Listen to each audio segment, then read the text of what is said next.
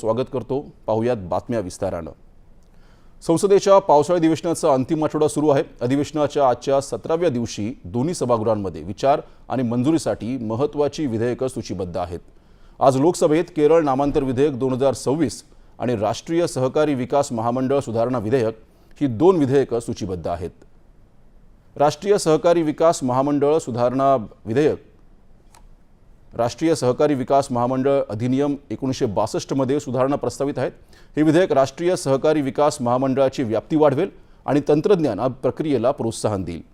केरळचं नाव केरळम करण्याचा प्रस्ताव केरळ नामांतर विधेयकात समाविष्ट आहे। आज राज्यसभेत न्यायाधिकरण सुधारणा विधेयक 2026 विचार आणि मंजुरीसाठी सूचीबद्ध आहे। या विधेयकात राष्ट्रीय न्यायाधिकरणाच्या आयोगाच्या स्थापनेचा प्रस्ताव आहे आणि आयोगातील नियुक्त्यांमध्ये पारदर्शकता देखील आणली जाईल। काल लोकसभेत हे विधेयक मंजूर झालं।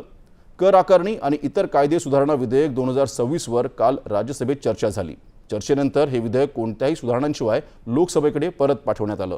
या विधेयकात पेमेंट आणि सेटलमेंट सिस्टम कायदा 2007, आयकर कायदा 2025 आणि वित्त कायदा 2026 मध्ये सुधारणा करण्याचा प्रस्ताव आहे। हे विधेयक आयकर सुधारणा अध्यादेश 2026 ची जागा घेईल।